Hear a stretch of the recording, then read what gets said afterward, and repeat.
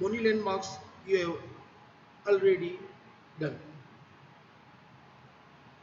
Now, as you know, the humerus bone is a long bone. It has got the upper end, lower end, and a shaft.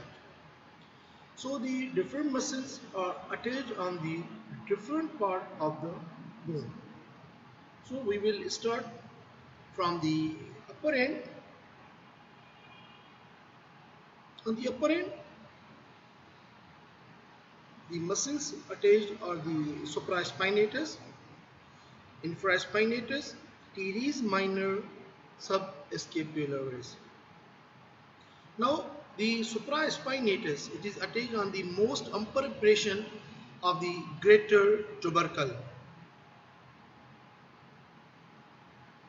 Then the infraspinatus, it is attached on the middle impression, on the humerus, the teres minor lower impression of the greater tubercle.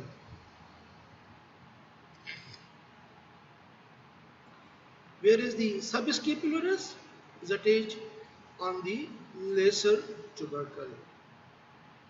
Now the tendon of these four muscles, they form a cuff around the anterior, posterior and superior aspect of the shoulder joint, and collectively known as the rotator cuff.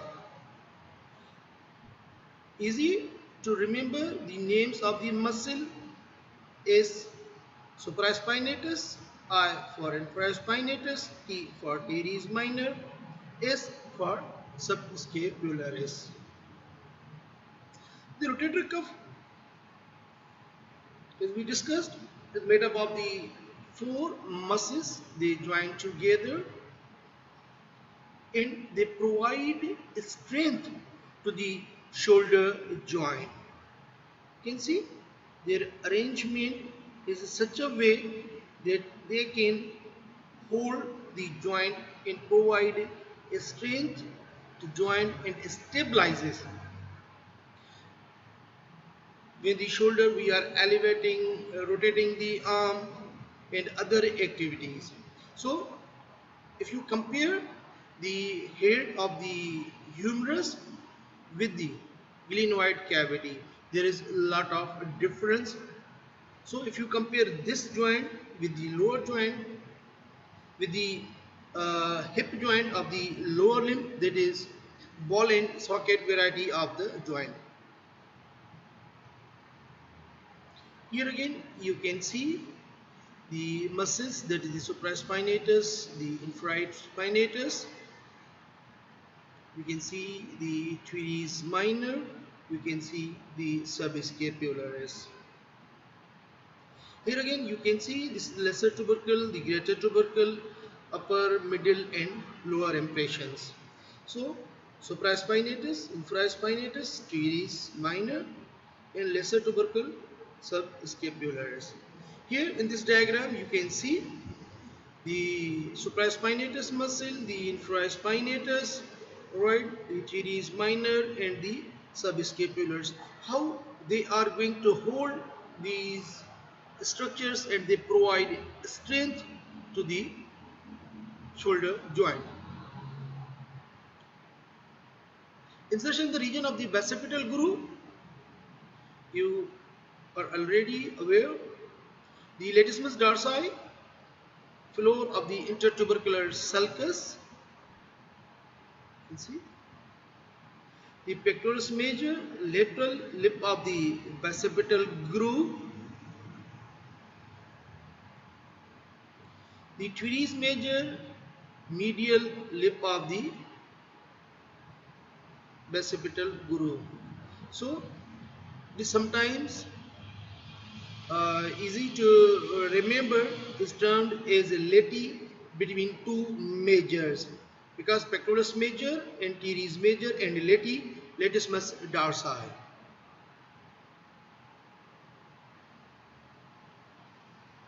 Content of the basipital groove, the tendon of the long head of the biceps and its synovial sheath. See the synovial sheath and the tendon of the biceps. The ascending branch of the anterior circumflex humeral artery, you can see here, this is the ascending branch of the anterior circumflex humeral artery. This is the short and the long head of the biceps muscle. Muscles attached on the shaft. There is the lateral head of the triceps, medial head of the triceps, and the brachialis. The lateral head of the triceps, it takes origin from the upper half of the posterior surface of the shaft of humerus above the radial groove. You can see here, this is the origin for the lateral head of the triceps. The medial head of the triceps, lower half of the posterior surface of the shaft of the humerus.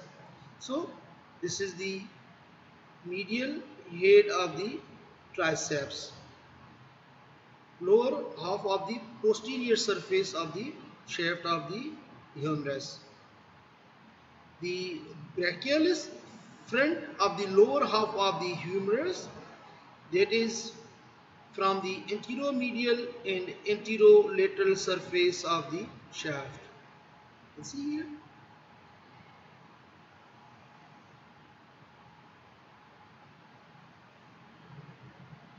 See the brachialis muscle.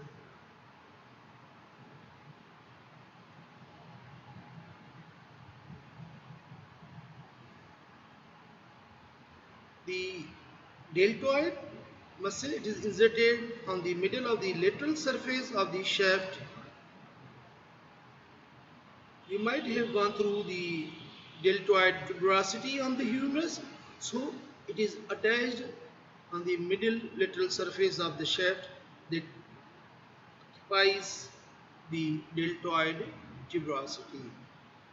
The coracobrachialis is inserted into the rough area on the middle of the medial border. On the middle of the medial border, you can see here, this is the coracobrachialis muscle. Here you can see the deltoid muscle inserted over here and the coracobrachialis. The brachioradialis rises from the upper two-thirds of the lateral supracondylar ridge. This is the brachioradialis that takes origin from the lateral supracondylar ridge.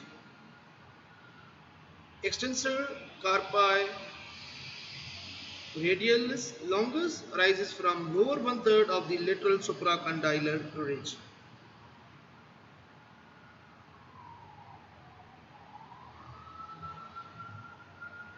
The common extensor origin, the superficial extensor muscles of the forearm, they have got a common origin from the lateral epicondyle.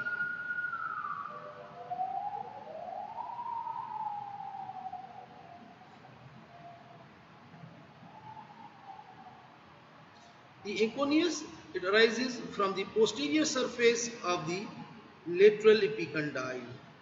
This is the posterior surface, so it takes origin from the posterior surface of the lateral epicondyle.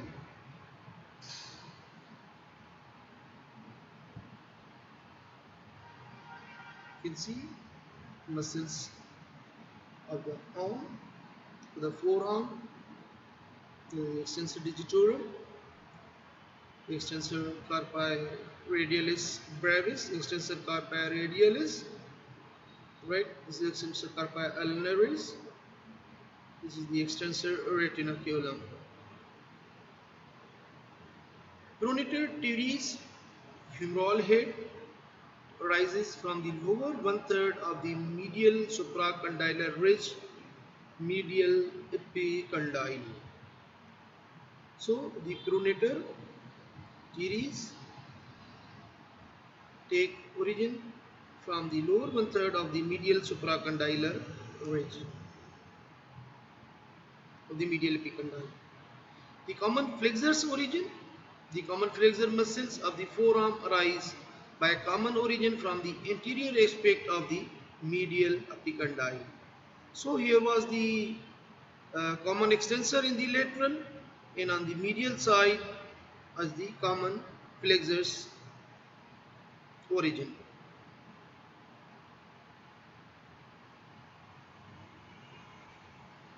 You can see the flexor carpi radialis, palmars longus, flexor carpi ulnaris, right?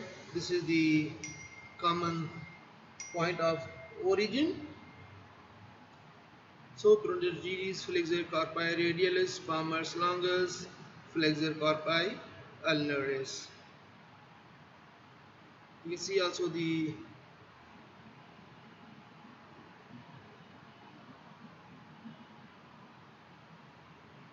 attachment of the capsular ligament. Capsular ligament of the shoulder joint attached to anatomical neck except on the medial side, where it also includes a small area of the shaft.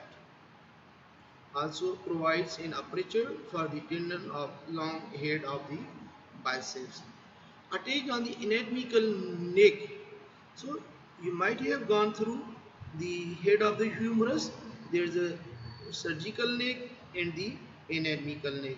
So it is attached to the anatomical neck except on medial side, where it also includes a small area of the shaft.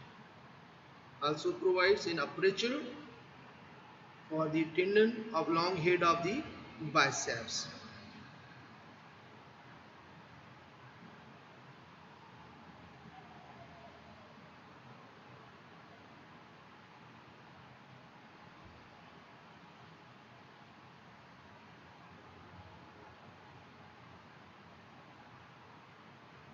Anteriorly, the upper limit of the coronoid and radial fossa. Posteriorly, upper limit of the olecranon fossa.